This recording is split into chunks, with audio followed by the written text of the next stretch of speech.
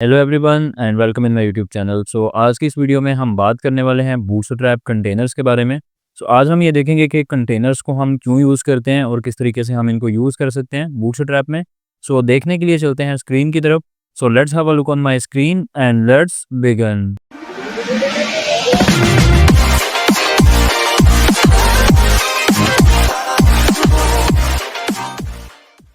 First of all हम एक HTML document create कर लेते हैं और उसमें बूटस्ट्रैप का सीडीएन जो है वो अटैच कर लेते हैं ताकि हम उसमें अपना बूटस्ट्रैप का जो कोड है वो लिख पाएँ।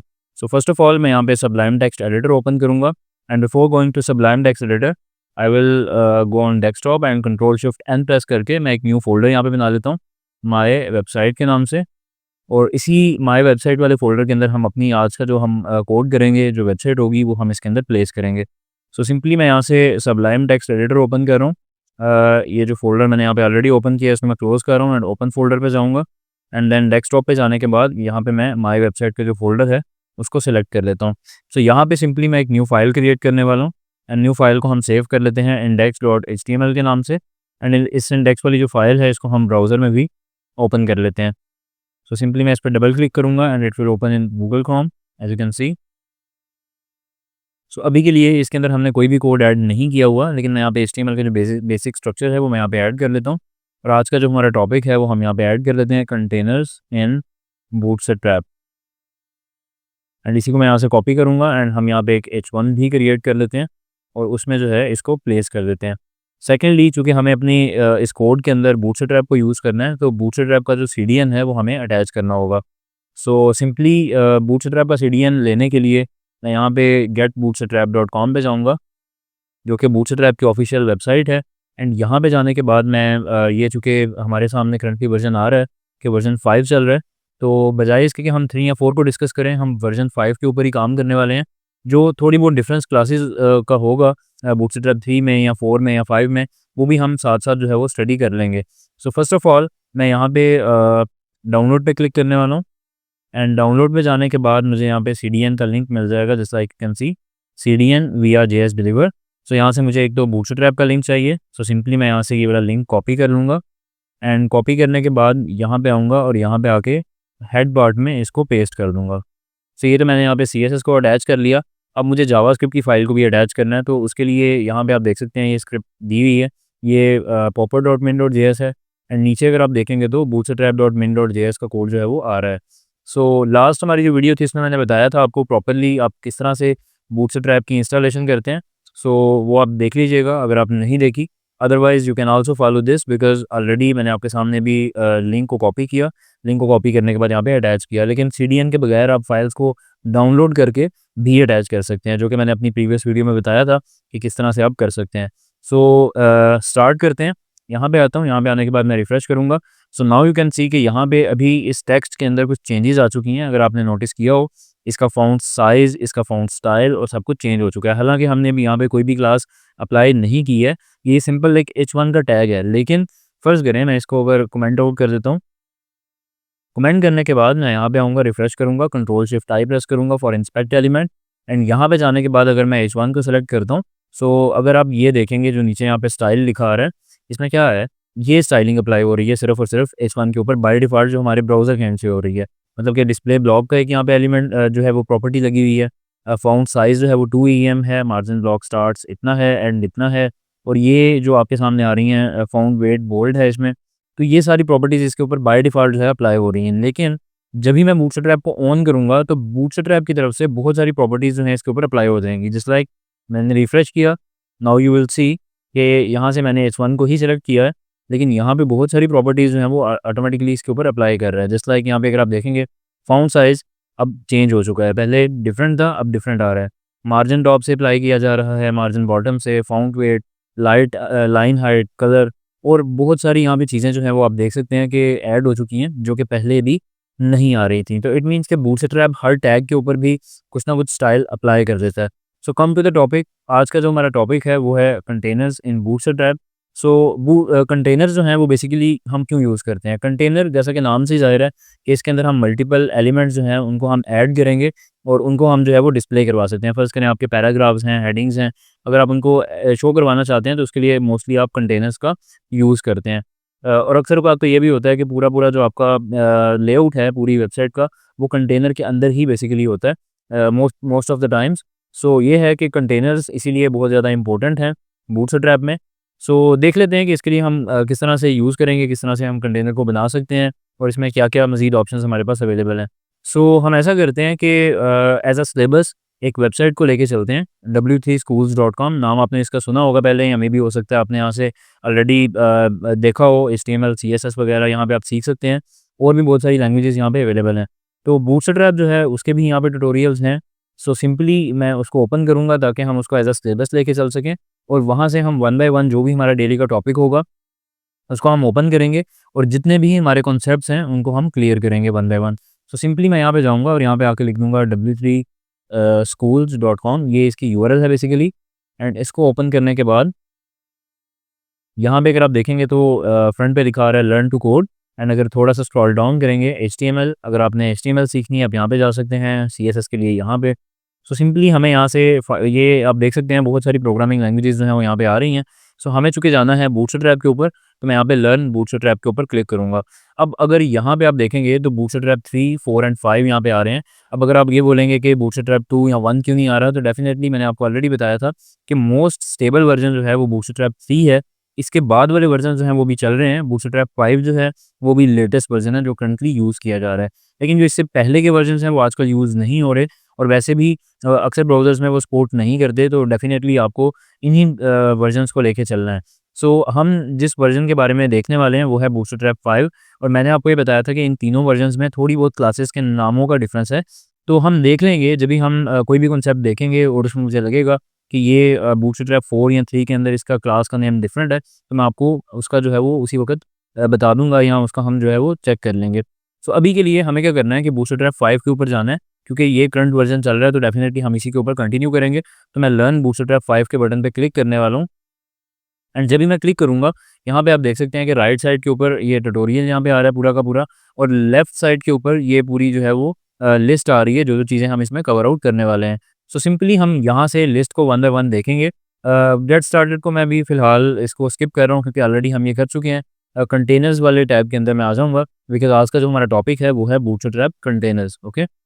सो फर्स्ट ऑफ ऑल यहाँ पे अगर आप देखेंगे तो क्या यहाँ पे डिफाइंड है कि कंटेनर्स को बनाने के लिए हम 2 क्लासेस का यूज़ करते हैं, या तो फिर कंटेनर का, या तो फिर कंटेनर फ्लूइड के नाम से, ओके।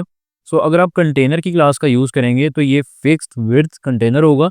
फिक्स्ड विड्थ कंटेनर से क्या मुराद है कि उसकी जो विड्थ है वो फिक्स होगी। जैसे ये यहाँ पे आप देख सकते हैं एक बॉक्स शो किया गया है, और इसके साइडों पे जो है वो मार्जिन या पैडिंग आप कह सकते हैं कि अप्लाई की जा रही है, ओके। सो ये बेसिकली फिक्स्ड विड्थ कंटेनर जो है वो होगा अगर आप कंटेनर की क्लास यहाँ पे अप्लाई करेंगे।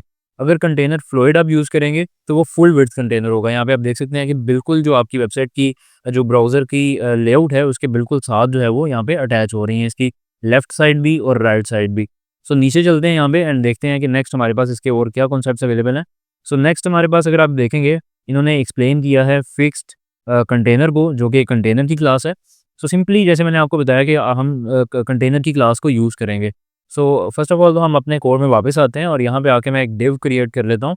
एंड इस डिव के ऊपर मैं यहाँ पे कंटेनर की क्लास है वो डिफाइन कर देता हूँ। क्लास कंटेनर सी जो है वो यहाँ पे स्मॉल में आएगा, सेव करूँगा। एंड अभी आप देख सकते हैं कि H1 जो है वो बाहर है कंटेनर से।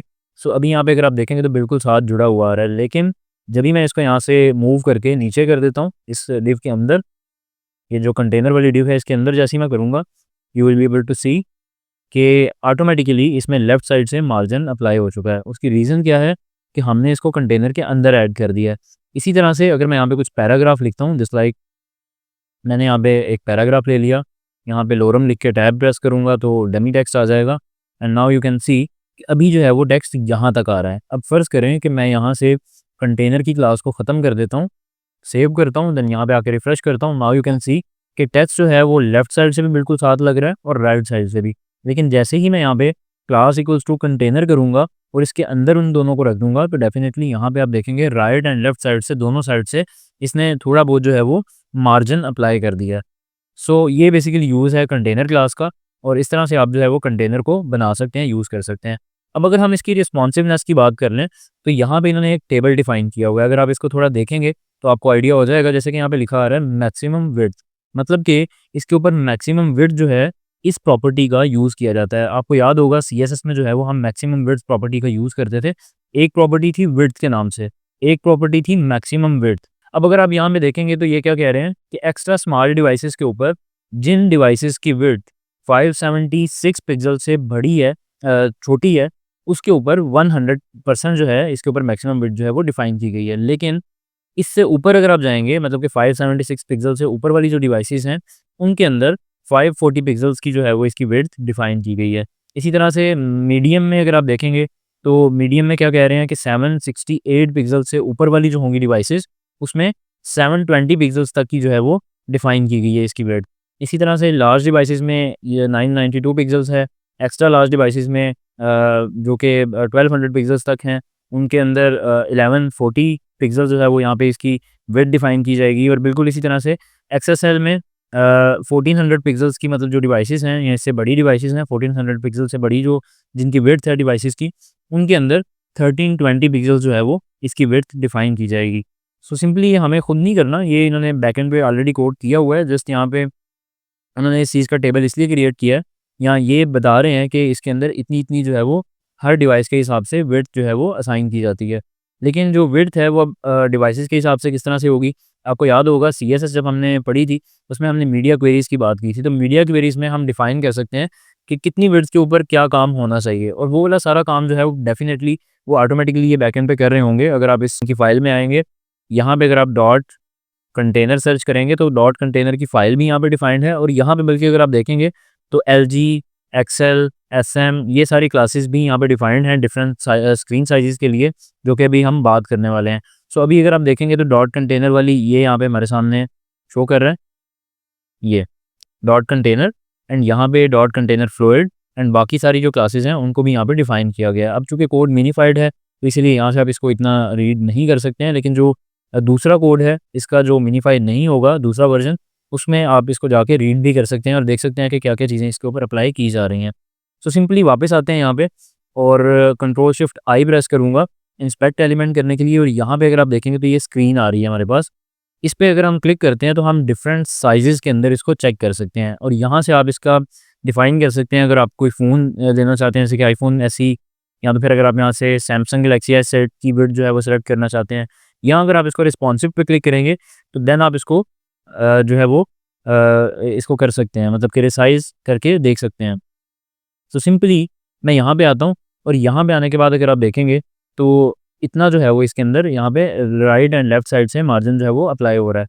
जैसे ही मैं इसको छोटा करूँगा, तो अभी अगर आपने एक चीज़ नोट की हो, तो मार्जिन या जो हमारे पास राइट या लेफ्ट साइड से जो मार्जिन अप्लाई हो रहा है वो बिल्कुल उतना ही है। उसकी रीज़न ये है कि बूटस्ट्रैप पे हमने जब भी काम करना होता है तो हमें इसका व्यू पोर्ट भी सेट करना होता है, क्योंकि ये जितनी भी यहाँ पे क्लासेस आप देख रहे हैं कि यहाँ पे बता रहे हैं कि हर डिवाइस के हिसाब से चेंज हो रही हैं, तो उसके लिए हमें व्यू पोर्ट जो है वो ऐड करना होता है। सो ट्राई इट योरसेल्फ पे क्लिक करता हूँ, जो नीचे इन्होंने कोड दिया हुआ है, इसमें इन्होंने व्यू पोर्ट डिफाइन किया होगा, सिंपली हम यहाँ से कॉपी कर लेते हैं। इसको अगर आप रीड करेंगे तो इसमें क्या लिखा है वो आप देख लीजिएगा, मेटा। अब बेसिकली मेटा टैग्स जो हैं वो इन्फॉर्मेशन के लिए यूज़ किए जाते हैं। अक्सर आप एसईओ वगैरह करेंगे तो उसमें भी आप मेटा टैग्स का यूज़ करते हैं, और व्यू पोर्ट को भी मेटा टैग के अंदर ही हम असाइन करते हैं। सो नेम इसका क्या आ गया, व्यू पोर्ट। कंटेंट के अंदर क्या आ गया, width equals to device width, मतलब जो भी डिवाइस की विड्थ होगी वो ऑटोमेटिकली उसके मुताबिक जो है वो एडजस्ट हो जाएगा। Initial scale equals to 1। So अब मैं इसको कॉपी करता हूँ। कॉपी करने के बाद मैं अपने पेज के अंदर आके इसको पेस्ट कर दूँगा। इस टैब को हम क्लोज़ कर देते हैं। सिंपली मैं यहाँ पे आऊँगा। सो अभी कंट्रोल शिफ्ट आई प्रेस करता हूँ। अभी आप इसको ज़रा देखिएगा कि किस तरह से ये बिहेव कर रहा है। And now you will see when I will add the view port tag here. यहाँ पे मैंने व्यू पोर्ट ऐड किया, इसको मैं ऊपर ले जाता हूँ, मतलब कि टाइटल से नीचे यहाँ पे। सो अभी के लिए सेव करता हूँ, देन यहाँ पे आके मैं रिफ्रेश करता हूँ, तो अभी आप देखेंगे उसने, चूँकि हम मोबाइल में हैं, तो उसने उस हिसाब से उसको ज़ूम कर दिया, मतलब कि उसको इनिशियल जो उसका स्केल है उसको 1 पे सेट कर दिया।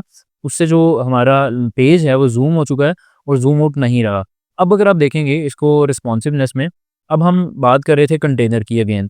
सो कंटेनर के अंदर हमने बात की कि हर डिवाइस के ऊपर इसकी डिफरेंट जो है वो विड्थ अप्लाई की गई है।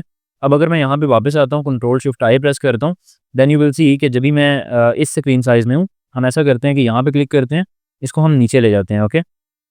ताकि हम इस तरह से इसको डिफरेंट स्क्रीन साइज़ में देख सकें।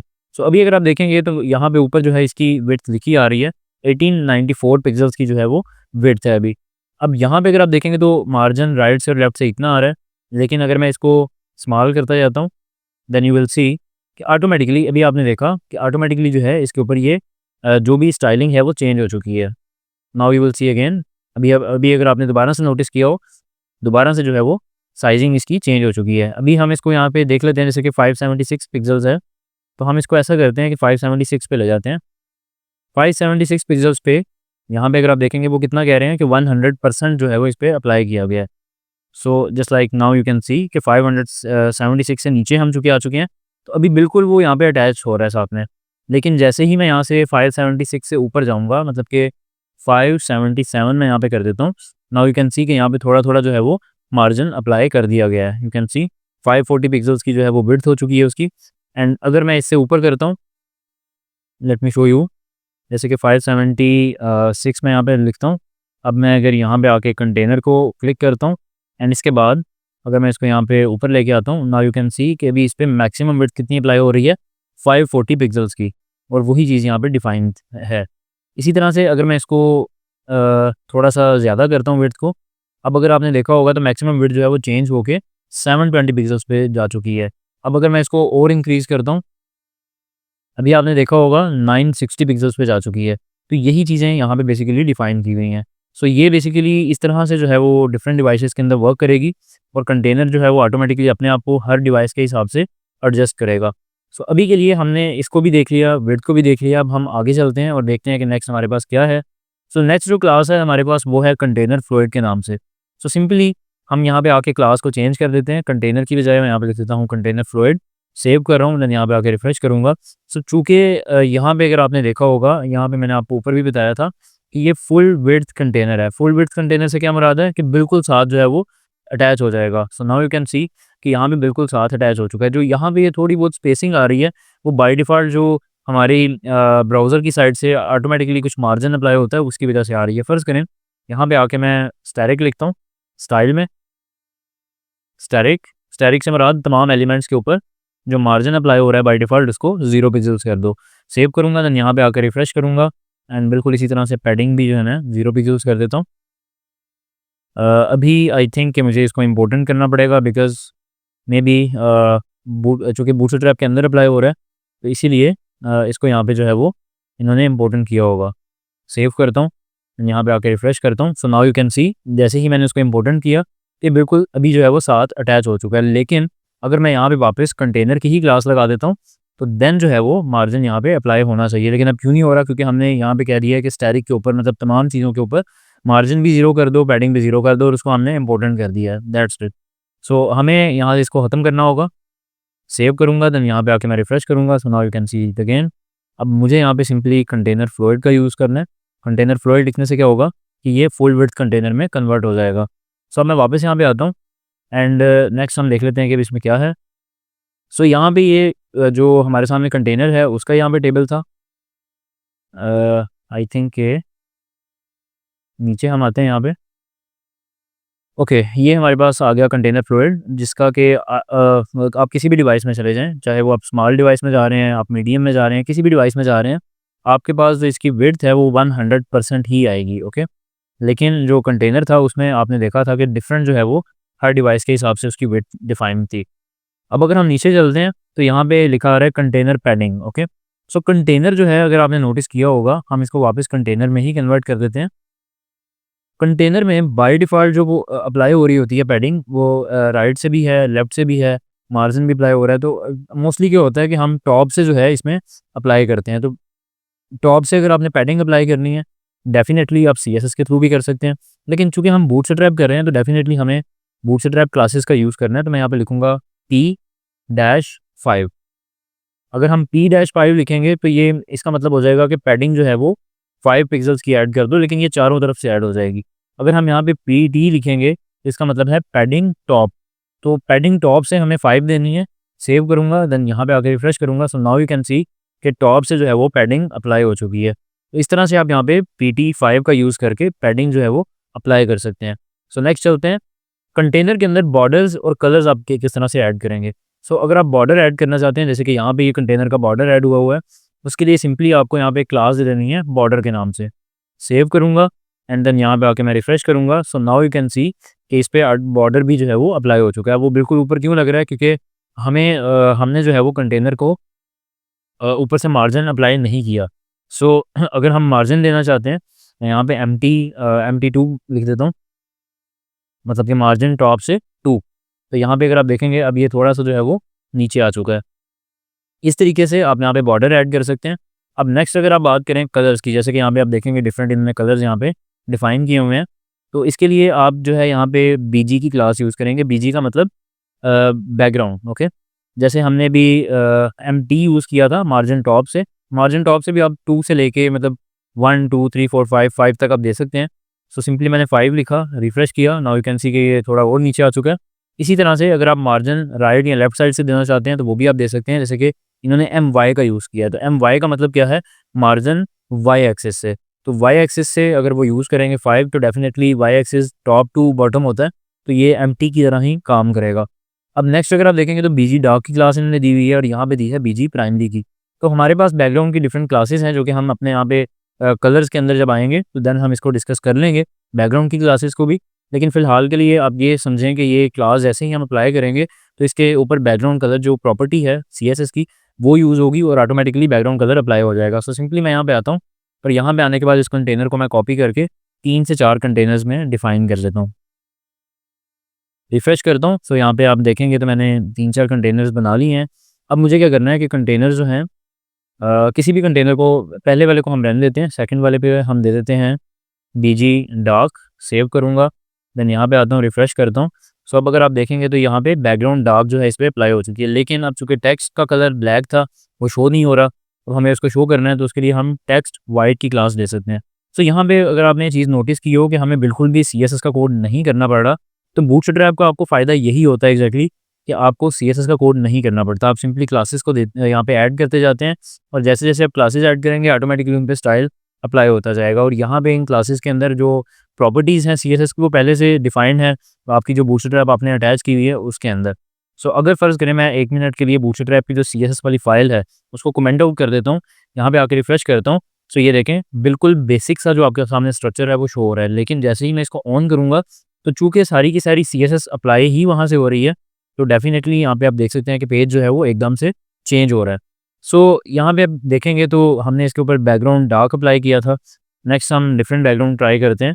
यहाँ पे आके मैं लिख देता हूँ BG सक्सेस, सेव करूँगा, देन यहाँ पे आके मैं टेक्स्ट वाइट भी इसमें दे देता हूँ, सेव करूँगा, रिफ्रेश, नाउ यू कैन सी के ग्रीन कलर अप्लाई हो चुका है।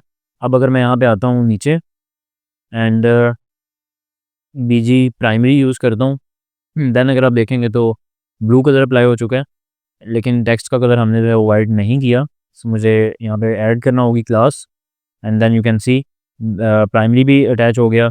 इसी तरह से अगर मैं यहाँ पे BG वार्निंग कर देता हूँ एंड टेक्स्ट जो है वो वाइट कर देता हूँ, सेव करता हूँ, देन यहाँ पे आके रिफ्रेश करूँगा, नाउ यू कैन सी के येलो कलर में हो चुकी है।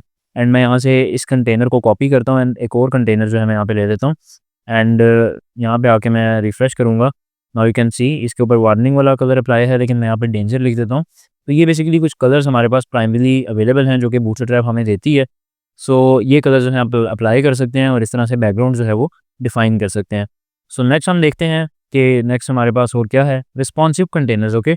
सो रिस्पॉन्सिव कंटेनर्स में क्या है कि डिफरेंट क्लासेस हमारे सामने यहाँ पे डिफाइंड है बूटस्ट्रैप के अंदर। जिस लाइक अभी थोड़ी देर पहले मैंने Ctrl+U जब प्रेस किया था और मैं bootstrap.min.css में गया था एंड यहाँ पे मैंने कंटेनर की क्लास को सर्च किया था, तो अब यहाँ पे देख सकते हैं कंटेनर MD के नाम से क्लास मौजूद है, कंटेनर SM के नाम से मौजूद है, कंटेनर XL के नाम से मौजूद है। तो ये सारी जो क्लासेस आपको शो हो रही हैं ये डिफरेंट डिवाइसेस के हिसाब से जो है वो यहाँ पे कोड किया गया है। सो इन क्लासेस को यूज़ हम कर सकते हैं अपनी वेबसाइट को रिस्पॉन्सिव बनाने के लिए। सो देखते हैं कि किस तरह से हम यूज़ करेंगे। इसके लिए हम ऐसा करते हैं कि इन तमाम कंटेनर्स को यहीं पे रहने देते हैं। हम ऐसा करते हैं कि यहाँ पे और मज़ीद जो कंटेनर्स हैं वो ले लेते हैं। जस्ट लाइक टॉप पे आता हूँ और यहाँ पे आने के बाद मैं div डॉट कंटेनर लिख लूँगा और इसमें मैं लिख देता हूँ सबसे पहली जो क्लास हमारे पास है कंटेनर SM के नाम से है। सो मैं यहाँ पे लिख लेता हूँ कंटेनर SM ताकि हमें पता लग जाए कि ये कंटेनर SM वाली क्लास है। इसके अंदर मैं लिख लेता हूँ container SM control shift D press करूँगा, आगे हमारे पास कौन सी क्लास है, एमडी। सो मैं यहाँ पे लिख दूँगा एमडी और यहाँ पे भी लिख दूँगा एमडी। फिर इसके बाद हमारे पास आ जाएगी एलजी एंड देन यहाँ पे भी आ जाएगी LG. Control shift D press करूँगा, देन इसके बाद हमारे पास जो क्लास आ रही है वो है XL and XXL, XL and XXL. Save करूँगा एंड देन यहाँ पे आके मैं इसको रिफ़्रेश करूँगा। नाउ यू कैन सी, अभी अगर आपने नोटिस किया हो कुछ के ऊपर लेफ़्ट साइड से मार्जिन अप्लाई हो रहा है, कुछ के ऊपर नहीं हो रहा। अब इसकी रीज़न क्या है मैं आपको बता देता हूँ। फर्स्ट ऑफ ऑल मैं इसको रिसाइज़ करना चाहूँगा, कंट्रोल शिफ्ट आई प्रेस कर रहा हूँ, रिसाइज़ करके मैं इसको मोबाइल में ले जाता हूँ। ओके, सो यहाँ तक अगर आप देखेंगे तो किसी में भी लेफ़्ट साइड से मार्जिन अप्लाई नहीं हो रहा। उसकी रीज़न क्या है, क्योंकि अभी हम स्मॉल के अंदर हैं तो डेफ़िनेटली अच्छा एक और चीज़ यहाँ पे ये कि कंटेनर एसएन के ऊपर अगर मैं जाता हूँ तो यहाँ पे ये अप्लाई कर रहा है, क्योंकि विड्थ 100 पिक्सेल्स परसेंट आप यहाँ पे देख सकते हैं अप्लाई हो रही है, क्योंकि स्मॉल स्क्रीन के अंदर 100 पिक्सेल्स की जो विड्थ है परसेंट की जो विड्थ है 100% की, वो ऑटोमेटिकली कंटेनर क्लास के ऊपर अप्लाई होती है। लेकिन जैसे ही मैं इसको थोड़ा बड़ा करूँगा, अब आप देखेंगे एसएम के ऊपर जो है वो जैसे ही एसएम से बाहर गया, अब उसके ऊपर लेफ्ट साइड से जो है वो मार्जिन अप्लाई होने लग पड़ा है। अब मैं एमडी में आ जाता हूँ, जैसे ही मैं एमडी में आया तो देन इसने एमडी के ऊपर भी कंटेनर को अप्लाई कर दिया। अब अगर मैं एलजी में आता हूँ, एलजी के लिए मुझे इसको क्लोज़ करना पड़ेगा, या तो फिर मैं इसको नीचे एडजस्ट कर लेता हूँ एंड इसको मैं थोड़ा नीचे कर लेता हूँ। Now you will see MD से जैसे ही मैं बाहर निकलूँगा एलजी में आऊँगा, सो अभी आपने देखा कि इसके ऊपर ये भी, इसके ऊपर भी जो है वो कंटेनर की प्रॉपर्टी अप्लाई हो चुकी है। अब मैं यहाँ से एक्सेल में आया, एक्सेल में भी हो चुकी है।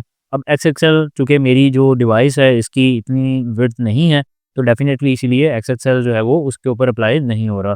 तो अब आपने देखा कि हर डिवाइस के अंदर हम डिफरेंट जो है वो मौक़ों पे इसको ट्रिगर कर सकते हैं कंटेनर को इन क्लासेस का यूज़ करते हुए। सो ये बेसिकली आ जाता है रिस्पॉन्सिवनेस के अंदर। सो ये था बेसिकली कंटेनर्स के बारे में। नेक्स्ट आने वाली जो क्लासेस हैं उसमें हम बात करने वाले हैं ग्रिड बेसिक के बारे में और टाइपोग्राफी के बारे में। सो उम्मीद करता हूँ कि वीडियो आज की आपको अच्छी लगी होगी। सो अगर आपको वीडियो अच्छी लगी तो आप इसको लाइक करें एंड चैनल को सब्सक्राइब करें। सो मिलते हैं नेक्स्ट वीडियो में। थैंक यू, अल्लाह हाफ़िज़।